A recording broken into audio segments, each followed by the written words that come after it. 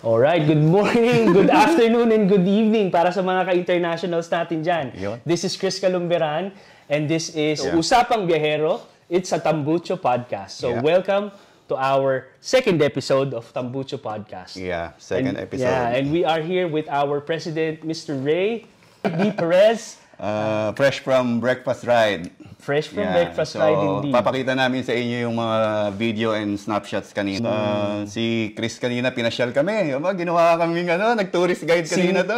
Scenic views. Pero umikot kami, Burj Khalifa, down to Museum of the Picture. Down to Museum of the Picture. Museum of the Future. And then may shot tayo ng, meron pa yata, meron bang dad jokes sa segment kanina? May dad jokes segment. Watch out for that. I'm sure before this is uploaded, I'm sure you'll be able to relate on this topic because you have already seen that dad joke.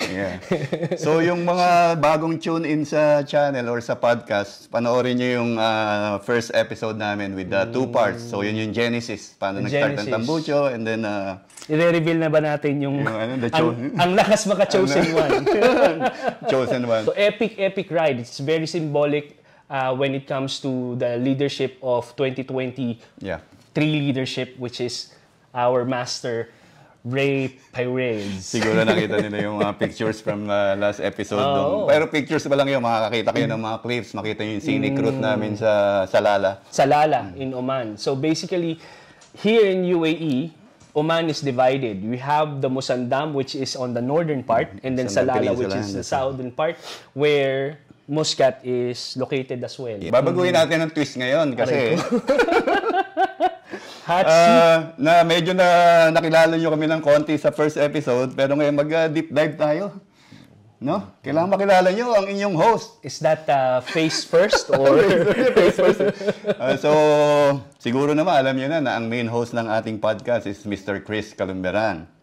So, we have to know something about him, his life in and outside of Tambucho. So, Chris, ikaw naman ngayon, hot seat. Hot seat, mainit-init pa. Is this electric? Conduction. Alright, let's do it.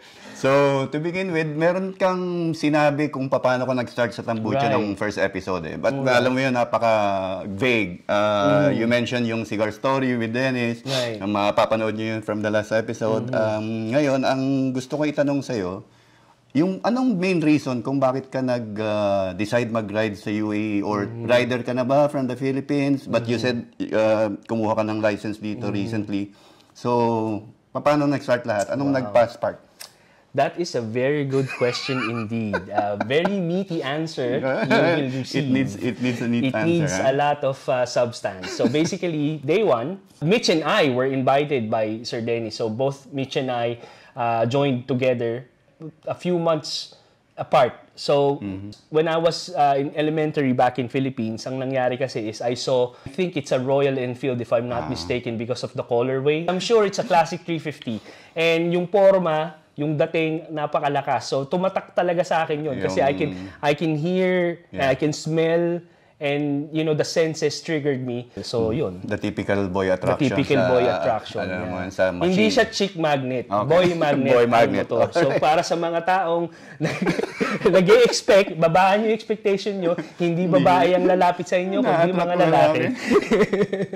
Nung na-meet kita, one of the first few meetings after the big ride that we did with FUCC, it was a transition between your old bike, I think it was an R90 BMW. After having several bikes na somehow different categories, naging favorite mo sa mga bikes na yun, and for what reason? Right. So I had originally a Himalayan. The Himalayan. Royal Enfield Himalayan, because I know for a fact na lahat ng mga to mag-a-adventure.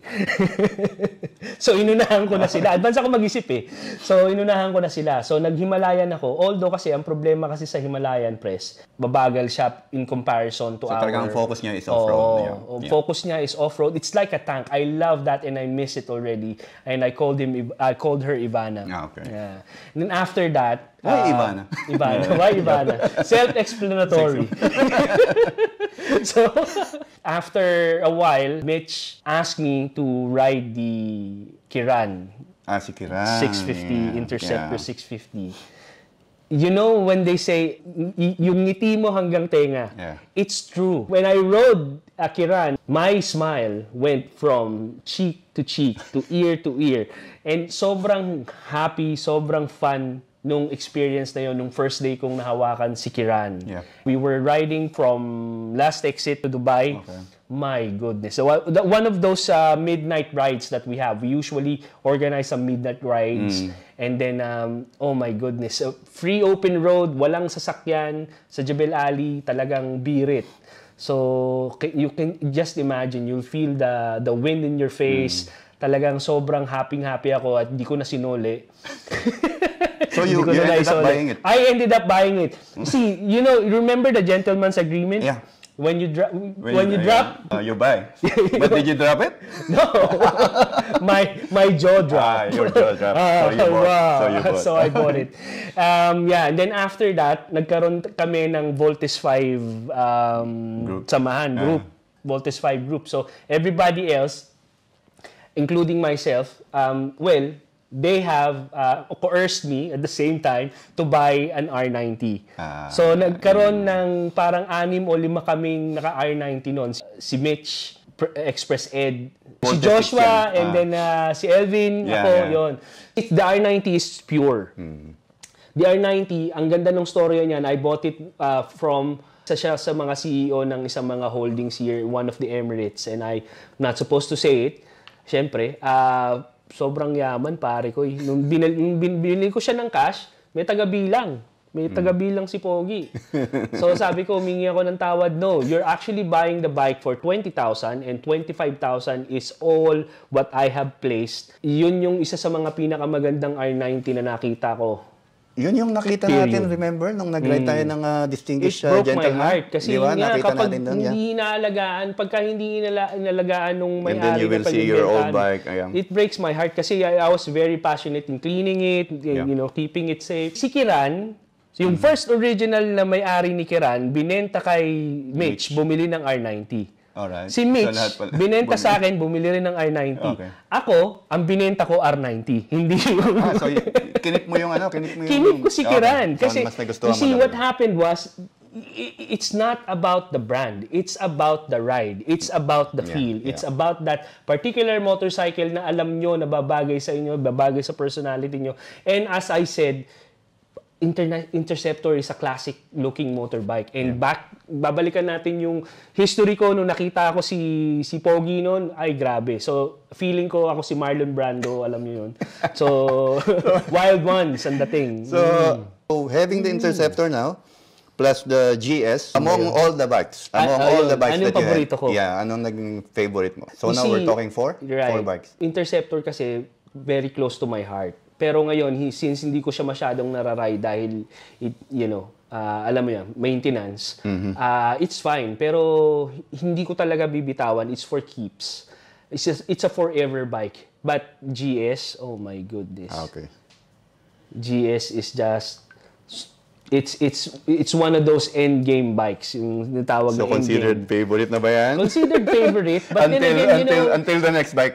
Until the next bike, it's so difficult to find. Here, I will tell you, it's so difficult to find another bike that I will like. Okay. Kasi considering na binenta nila yung si Kiran, no, tapos pinalitan nila ng R90.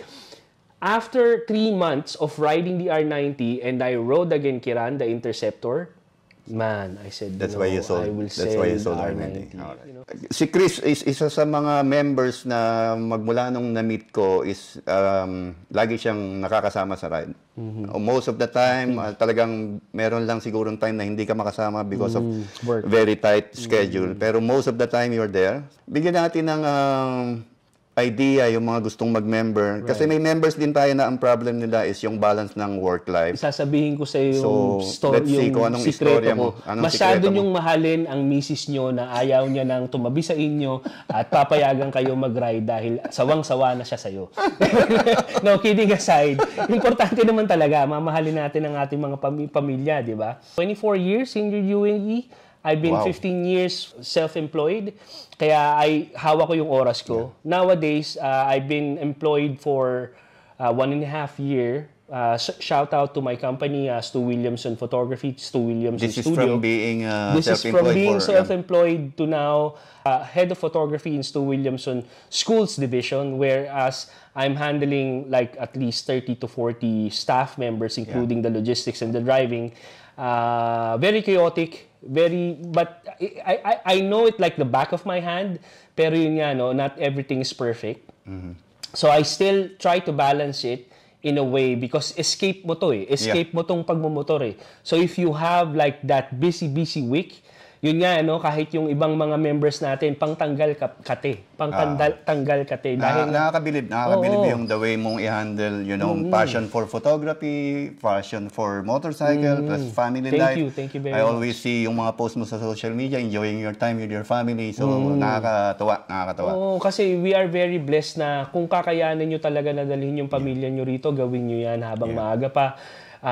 Yun sa mga taong mga binata o dalaga pa. I mean, agahan nyo na para maaga rin kayo matapos. Alam nyo yun. Being an award-winning photographer, meron bang nabago or may influensya ba na nangyari na nagkaroon ka ng motorcycle group or riding group? Meron ba siyang na-influence or nabago sa the way how you shoot? Actually, yung how you think? focus. Yung focus. Alright. When, like for example, expound. Ito hindi to self-explanatory. Pagdating na lang sa alam ni Dave to eh. Shout out Miss Chief. Alam ni si Dave Mr. to sa Andy, Pring. So obviously kapag when you are a content creator, may hirapan ka dahil syempre meron kang mahal. You're basically sailing into rivers, into flows. So yung photography, everybody's expecting me to whatever content I may have write because I am an expert in photography. But then your heart tells you na mas magandang gumawa and you find it interesting na gumawa din ng content pagdating sa motorcycles. Do you think sa photography world may advantage ka being a biker? The way I think about it is masyadong personal kasi sa akin yung pagmomotor So I decided to halt my content creation when riding a bike. Kasi parang akin na lang to.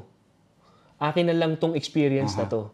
We were at Maleha and Maleha is basically pointing where the sun rises. So east, southeast. Yeah. So umuulan, very dark sky.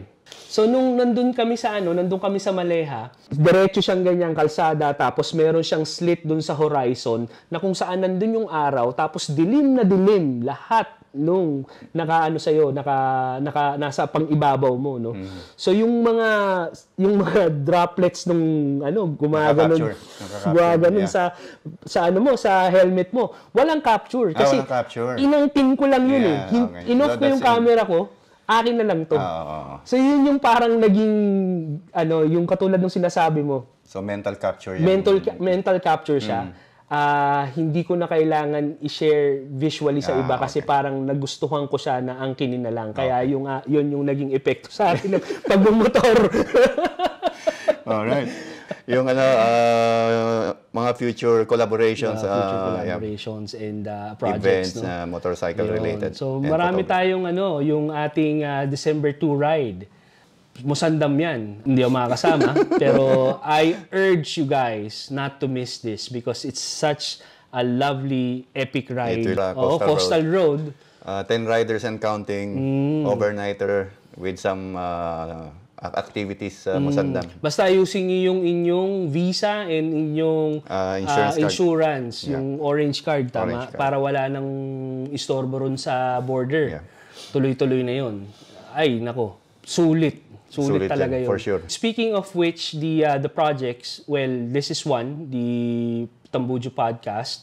And I'm also working on a series of photographs when it comes with yung mga models. So, nagawa na natin yung first leg. It's supposed to be dedicated nga dun sa Dubai Bike Week, no? Pero obviously, kailangan pala 1 year ka bago mag-submit. Kasi nga, sobrang overwhelming daw yung kanilang exhibition.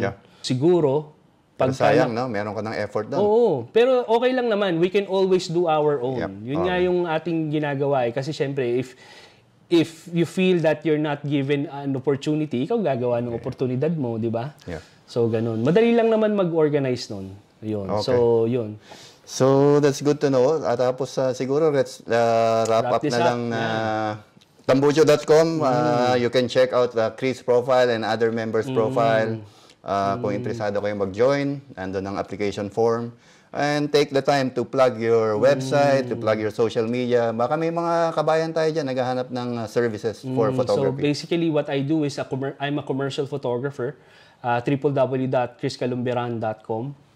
And also, for your school needs, yung stu.ae, we are a group of, we also have family photography, corporate shoots, and also school photography. So kung meron kayong yung mga schools nyo, yung mga nurseries, kung meron man dito sa mga taga-subaybay natin, dito sa UAE, or anywhere in the world, nag-i-international kami. So, yun, stu.ae. Yan. Cool. So, yeah. Thank you very much, Let's wrap Chris. it up. And sa mga next episodes natin, si Chris na ulit. Wala na siya sa hot seat. Tapos na siya ron. Tapos na ako sa hot seat. So, let's see. Next natin is mga expresses natin. Mga siguro. expresses natin. So, abangan nyo yan. Coming soon. So, hanggang sa muli. Again, this is Chris Calumberan and Ray Perez. good morning, good afternoon, and good evening. Para sa mga international natin, this is Tambucho Podcast signing off. Thank you very much and ride safe. Usapang biyahero po. Usapang biyahero.